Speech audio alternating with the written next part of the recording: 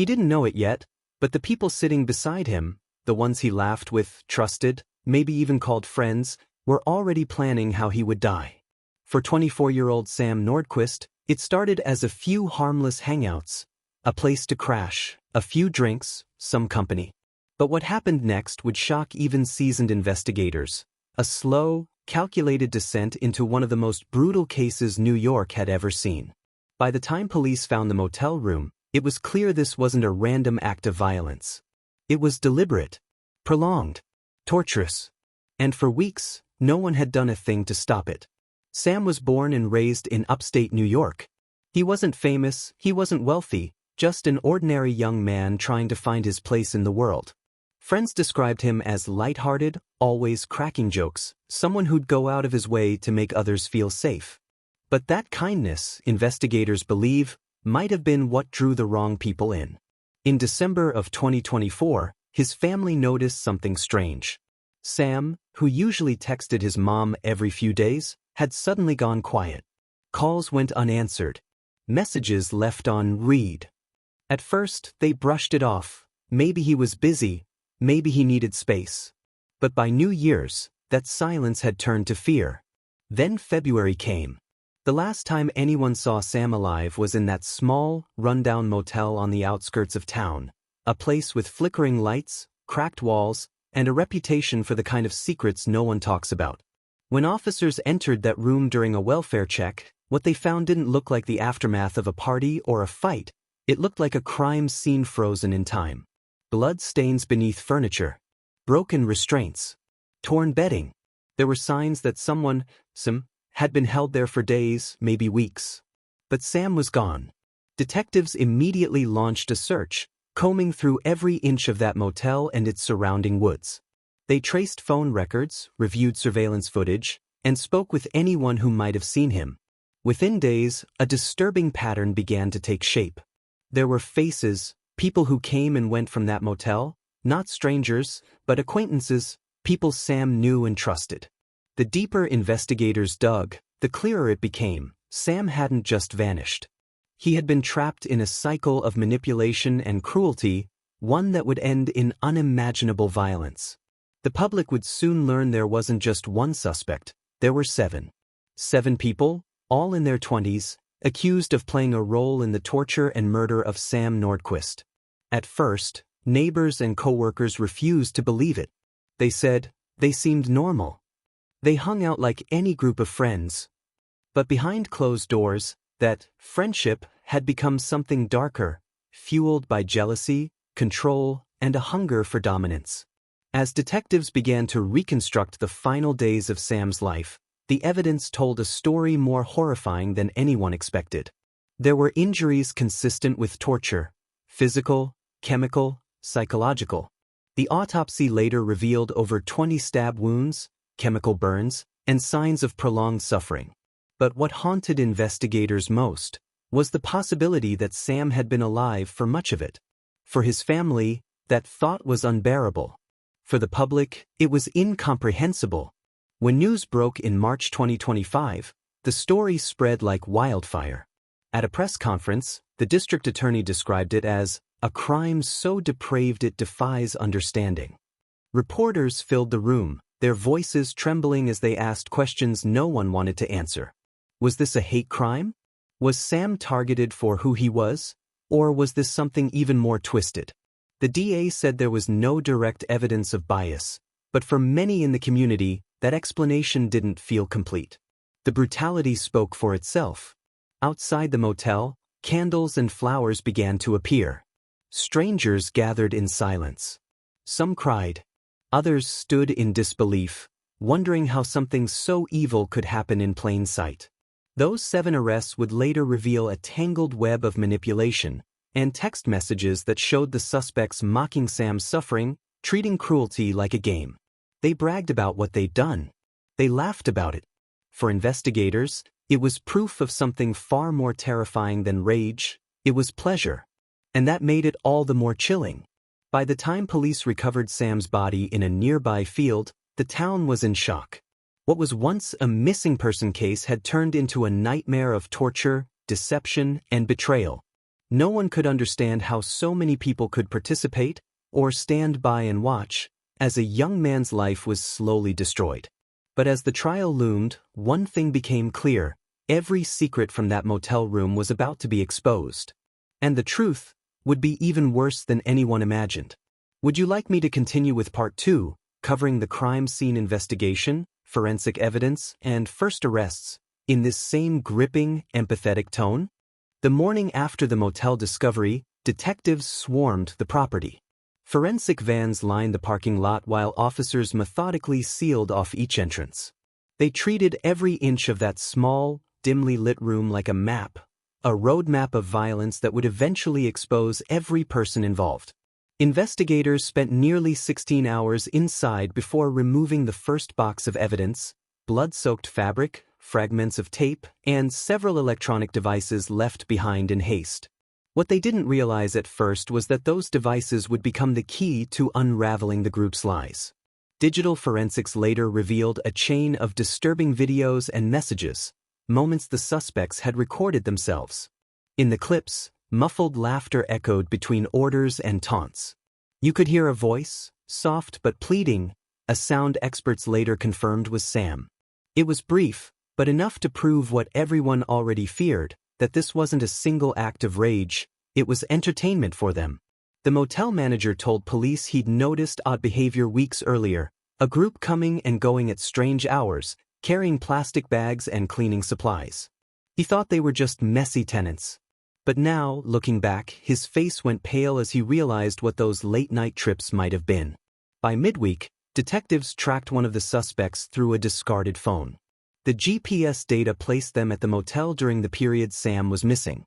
Another suspect was caught on store security cameras buying bleach, rope, and trash bags.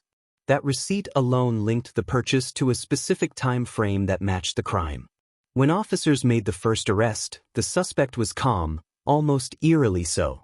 During questioning, they denied everything, insisting they'd barely known Sam. But investigators already had fingerprints on the motel's bathroom door and DNA samples that matched several people now under suspicion. Over the next few days, the arrests multiplied. One by one, the rest of the group was brought in, each of them shocked to see the others in custody, each telling a slightly different version of events. One claimed they were forced to participate. Another said they thought it was a game.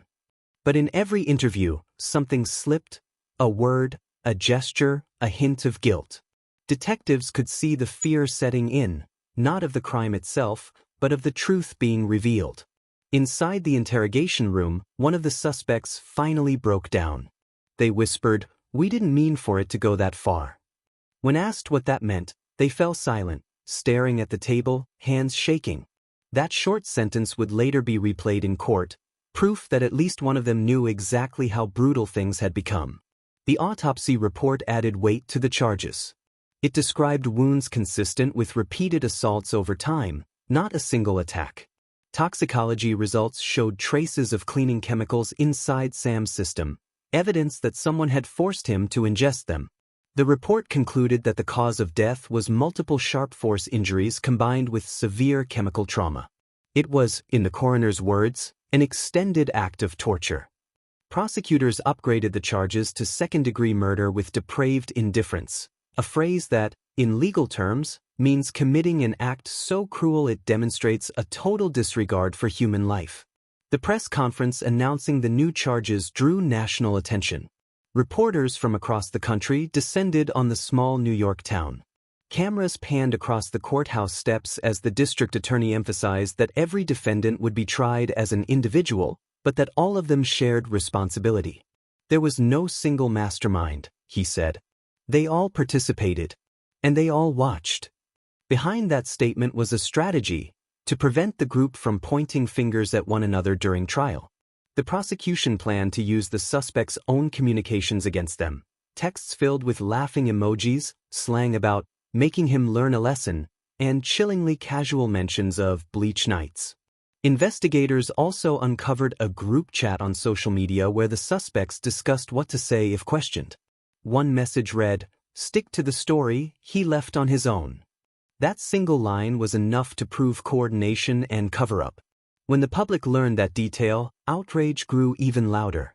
Comment sections filled with disbelief. How could 7 people do this? How could no one stop it? The case quickly became a symbol of how cruelty can fester in silence, hidden in plain sight. In the weeks that followed, prosecutors worked around the clock. They brought in behavioral psychologists to study the group dynamic, to explain how ordinary people could commit acts of such extreme violence together. The experts pointed to what they called collective dehumanization. One said, when cruelty is shared, responsibility feels smaller. Each person convinces themselves they're not really the bad one. That idea, that they fed off each other's darkness, would become central to the courtroom strategy. Meanwhile, Sam's family continued to grieve privately. They avoided interviews except for one brief statement, "We just want the truth to come out." He didn't deserve any of this. Their words echoed through the courtroom as pretrial hearings began. Outside, supporters gathered daily holding candles and posters with Sam's photo. Each evening, the same question lingered in the air. But why would anyone do this to him? Detectives had theories. Maybe jealousy. Maybe an obsession with control. Maybe a twisted sense of belonging gone too far. But there was still one crucial piece missing. How did this group meet, and what exactly bound them together before everything spiraled into violence? The next breakthrough didn't come from fingerprints or DNA. It came from the internet. Detectives tracing the suspects' online activity soon discovered that nearly all of them had met through social media, specifically, a private chat group centered around violent memes, dark humor, and what they called discipline videos. At first, it looked like the kind of edgy corner of the web most people scroll past. But the deeper investigators went, the darker it became. It turned out the group had been talking for months before Sam ever met any of them in person. They bonded over cruelty, testing the limits of what they could say or share without getting banned. One user, later identified as the group's unofficial leader, often posted clips of fights and punishment scenarios, using language that blurred the line between fantasy and reality. That's where Sam appeared. He'd been added to the chat by someone he thought was a friend. He didn't know that behind the friendly emojis and casual jokes, some of these people had already begun planning real-world meetups. At first, Sam was polite. Messages showed him trying to defuse arguments, even joking when conversations got too dark. But the tone shifted quickly. Screenshots recovered from the group revealed how they started mocking him, turning him into their target. The chat was full of insults, edited photos, and comments that reduced him from a person to a character in their twisted entertainment. Experts later called this process digital dehumanization. It's when cruelty online starts to feel less real, when empathy fades because everything happens behind a screen. But for this group, the boundary between online and offline dissolved completely. In late spring, the group arranged their first meeting in person. It wasn't a random hangout. Texts showed one member bragging, "Let's see if he's really as soft as he acts online." Another replied with a chilling emoji, a knife and a smile. What happened next was a chain reaction. Once they met, that online cruelty suddenly had no filter. They recorded everything. Photos, short clips, audio files, feeding off the same thrill they used to chase in their chat room. Only now, it wasn't pixels or usernames. It was real flesh and blood. Detectives found more than 60 digital files documenting the days leading up to Sam's death. Some were too graphic for public release.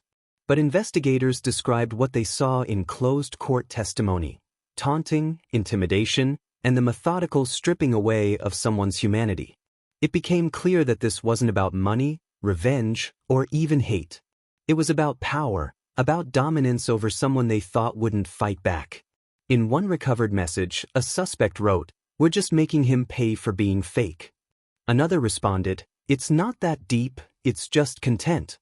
That phrase, just content, would haunt the entire investigation. Because in their minds, they weren't committing murder. They were creating something to watch, to share, to brag about. A performance, with no understanding that the pain was real. For detectives, the most disturbing part was how casual it all seemed. There were no grand plans, no conspiracy, just ordinary people feeding each other's cruelty until it became lethal. During one recorded interview, a psychologist asked one of the younger suspects why they didn't walk away. The answer was almost whispered, "I didn't want them to turn on me next." That fear of becoming the next target kept the others silent, even when they knew things had gone too far. Groupthink had taken over. By the time Sam disappeared, several of the suspects had already begun discussing how to erase the evidence. Some suggested wiping hard drives. Others joked about moving states. But none of them expected what came next: the discovery of that one surviving device that had auto-synced all their files to the cloud. That mistake gave detectives everything: the chats, the photos, the timestamps. It built a timeline so complete that prosecutors later said it felt like watching the crime unfold frame by frame. But one detail stood out. In the final clip timestamped just hours before Sam's death, a voice can be heard saying, "He's still breathing, what do we do now?" Then silence. And then laughter. That moment marked the point of no return. When the footage was shown privately to the jury months later, several members reportedly looked away. Some even asked to take short breaks before continuing. It wasn't just evidence, it was the sound of evil without remorse. Outside the courtroom, word spread about the videos. Though they were never released publicly, descriptions of them circulated online, reigniting debate about social media platforms and the line between expression and exploitation. Lawmakers demanded accountability. How could these accounts exist for months without being flagged? How could a community built around cruelty thrive unnoticed? In response, platforms quietly began removing similar groups, though many simply reappeared under new names. For investigators, it was proof that the digital world had become an accelerant for violence, amplifying it, normalizing it, rewarding it with attention. But amid the outrage, one thing remained clear: justice for Sam Nordquist would depend not only on technology but on understanding how the human mind can fracture in the presence of power and peer approval.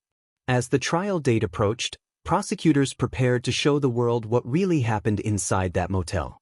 They would piece together every message, every clip, every minute leading to Sam's final moments, and expose how 7 people became willing participants in one of the most disturbing crimes New York had ever seen. The nation was about to witness a courtroom battle that would test not just the legal system, but the moral limits of an entire generation raised online. The trial began in early spring, nearly a year after the discovery at the motel. By then, the case had become a national headline, the kind of story that dominated morning talk shows and late-night debates. Reporters filled every available seat in the courtroom. The air felt thick with tension, as if the walls themselves were bracing for what everyone was about to hear. Each of the 7 defendants entered separately, escorted by deputies. They avoided eye contact with Sam's family seated in the first row. The moment they sat down, the clicking of cameras echoed across the room. Prosecutors opened with a single phrase: "They didn't just kill him, they enjoyed it." The words sent a murmur through the crowd. It wasn't theatrics, it was a preview of what was to come. Over the next several weeks, the jury would see messages, videos, and photos, each one a glimpse into how this group's cruelty escalated from mockery to murder. The prosecution's first witness was a digital forensics expert. He explained, step by step, how every file was recovered. As he spoke, the courtroom lights dimmed slightly, and on a large screen, timelines appeared: dates, GPS locations, text logs. It was clinical, cold, but devastating. Each data point built a picture of precision. Nothing had been random. Every action, every recording, every cruel message had its place in the sequence. Then came the medical examiner. Her voice was steady, professional, but the words were difficult to hear. She described injuries consistent with prolonged restraint and repeated assault. She paused before one line: "The level of suffering suggests intent." A few jurors lowered their eyes. Sam's mother quietly left the room midway through the testimony, escorted by a victim advocate. When it was the defense's turn, they focused on shifting blame. One attorney claimed his client was pressured by the others. Another argued mental instability.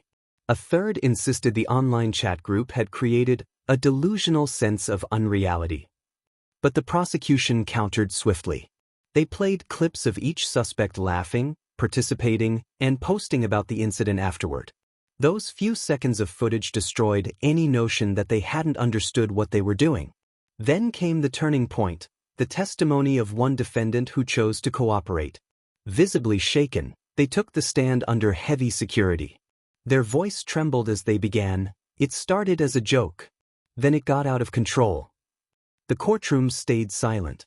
They explained how the group dynamics worked, how mockery became routine, how cruelty became normal, and how no one wanted to be the first to say, "Stop."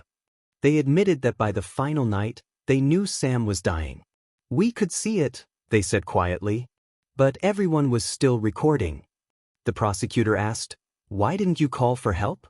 The defendant looked down. "Because I didn't want to lose my place in the group." That one sentence broke through the courtroom like a siren. You could feel the weight of it, the realization that belonging had become more important than life itself. After that testimony, the remaining defendants turned on each other. Each tried to minimize their role, but the evidence tied them together. It was as if the courtroom had become a mirror, each person forced to face the reflection of their worst self. Psychologists later described it as a social implosion. The illusion of unity that held them together online shattered once exposed to real-world consequences. When closing arguments began, the prosecution's tone shifted from cold facts to quiet empathy. The lead attorney stood in front of the jury and said, "Sam wasn't famous. He wasn't powerful. He was just a person." And they decided that wasn't enough reason for him to live. You could hear a pin drop in that room. The defense responded with appeals for leniency, citing youth, mental health, and online influence. They argued that technology had rewired their client's sense of reality. But for the jury, those words rang hollow. The crime was too deliberate, too prolonged, too cruel. After days of deliberation, the verdict came down. Guilty. All 7 were convicted on varying degrees of murder, assault, and conspiracy. The ringleader received life without parole.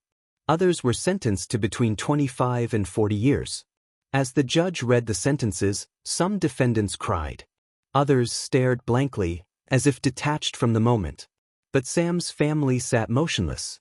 There were no smiles, no outbursts, just quiet exhaustion. Justice had come, but the cost was irreversible. Outside the courthouse, cameras waited for a statement. Sam's father finally spoke. His voice was calm, almost too calm. "We waited a year to hear that word," he said. "Guilty. But there's no winning here. There never was." The crowd fell silent. Reporters lowered their microphones.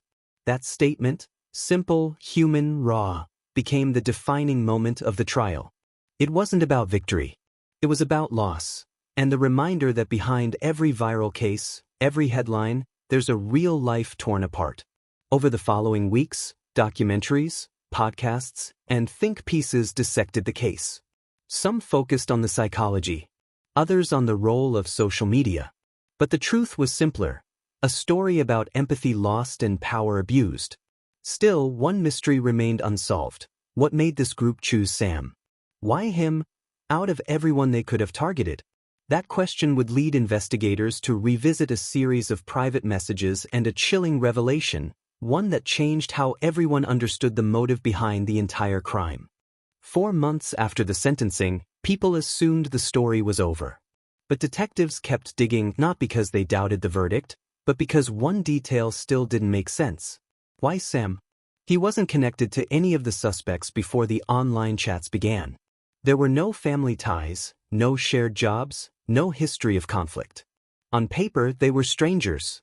But a deeper look into archived messages revealed something darker and much more personal. In a buried thread of old chat logs, investigators found messages from one of the original members, a woman who had known Sam years earlier, briefly, through a mutual friend. At first, it seemed insignificant, until they found the line that started it all. She had written, "I know someone we could mess with." Those 6 words were enough to set everything in motion. Detectives believe she'd felt slighted, a petty grudge, maybe jealousy, maybe rejection, but she'd carried it for years. When she joined that online group, surrounded by others who thrived on cruelty, She found a way to turn that bitterness into attention. She introduced Sam to the group under the guise of getting to know new people. But behind the screen, she mocked him in private messages. The others followed her lead. What began as her personal resentment became a collective obsession.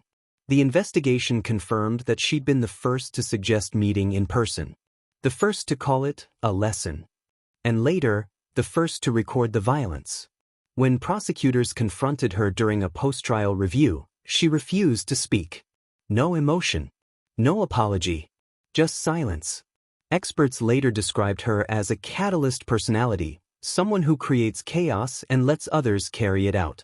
In psychological terms, she'd found her validation through control, through manipulating a group that was already fragile and hungry for belonging. The realization was chilling. Sam's death had started not with hate, but with something far smaller: petty resentment. And yet, it grew into a tragedy that shocked the nation. After the case closed, several of the surviving suspects began writing letters from prison. Some apologized. Some denied responsibility. One letter stood out, a handwritten note to Sam's parents that read, "We thought it was a joke. We were so lost in it that we forgot he was real."